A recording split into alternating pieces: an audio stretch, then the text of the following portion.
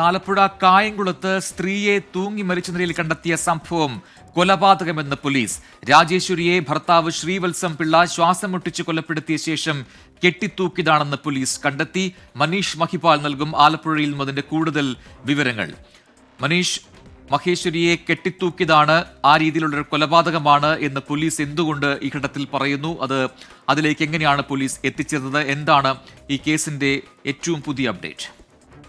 റജിൻ, കായംകുളം പുള്ളിക്കണക്ക് കരിമുട്ടം ശ്രീനിലയത്തിൽ രാജേശ്വരി അമ്മയെ 48 വയസ്സാണ്. ഇന്നലെ രാവിലെയോടുകൂടിയാണ് നാട്ടുകാർ വീട്ടിൽ തൂങ്ങി മരിച്ച നിലയിൽ കണ്ടെത്തിയത്. ഭർത്താവിനെ പോലീസ് കസ്റ്റഡിയിൽ എടുത്തിരുന്നു. ഭർത്താവ് ഇരുവരും ആത്മഹത്യ ചെയ്യാൻ തീരുമാനിച്ചുവെന്നും ഭാര്യ തൂങ്ങി മരിച്ചുവെന്നും തനിക്ക് അതിന് ധൈര്യം ലഭിച്ചില്ല, അതുകൊണ്ട് താൻ പിന്മാറിയെന്നുമായിരുന്നു പോലീസിന് കൊടുത്ത മൊഴി. കായംകുളം പോലീസ് ഇയാളെ കസ്റ്റഡിയിൽ വെച്ചിരുന്നു. പിന്നീട് പോസ്റ്റ്മോർട്ടം നടപടികളൊക്കെ തന്നെ നടക്കുകയാണ്. പക്ഷേ ഇതിനിടയിൽ തന്നെ ചില തെളിവ്, സുപ്രധാനമായ തെളിവുകൾ, അതായത് ഈ രാജേശ്വരി അമ്മയുടെ കഴുത്തിനുമൊക്കെ തന്നെ ഇയാൾ കഴുത്ത് ഞെരിച്ച് കൊലപ്പെടുത്തിയതാണുള്ള തെളിവുകൾ ലഭിച്ചു. പിന്നീട് ഇയാൾ കുറ്റം സമ്മതിക്കുകയായിരുന്നു എന്നാണ് കായംകുളം പോലീസ് പറയുന്നത്. ഇത് സംബന്ധിച്ച് പോലീസ് വ്യക്തമായ കാര്യങ്ങൾ പറയുന്നത് ഇങ്ങനെയാണ്. അതായത് ഇവർക്ക് സാമ്പത്തിക ബാധ്യത ഉണ്ടായിരുന്നു. ഇരുവരും ജീവൻ എടുക്കാൻ തീരുമാനിച്ചു. ആദ്യം ഭാര്യ രാജേശ്വരി അമ്മയെ കഴുത്ത് ഞെരിച്ച് കൊലപ്പെടുത്തിയ ശേഷം ഭർത്താവ് ശ്രീവത്സം പിള്ള പിന്നീട് ആത്മഹത്യ ചെയ്യാം എന്ന രീതിയിലായിരുന്നു, ധാരണയിലായിരുന്നു ഇവർ ജീവൻ എടുക്കാൻ ഇരുവരും തീരുമാനിച്ചത്. അങ്ങനെ രാജേശ്വരി അമ്മയെ ആദ്യം കൊലപ്പെടുത്തിയ ശേഷം പിന്നീട് കെട്ടിത്തൂക്കി.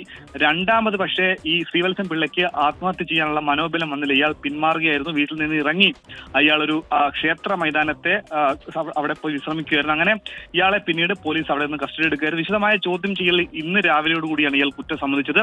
ഇനി വിശദമായ രാജേശ്വരി അമ്മയുടെ പോസ്റ്റ്മോർട്ടം റിപ്പോർട്ട് കൂടി ലഭിക്കാനുണ്ട്. കായംകുളം പോലീസാണ് എന്തായാലും ശ്രീവത്സം പിള്ളയ്ക്കെതിരെ കൊലക്കുറ്റം ചുമത്തിയത്. ഇയാളെ ഇന്ന് വൈകിട്ടോടുകൂടി കോടതിയിൽ ഹാജരാക്കും.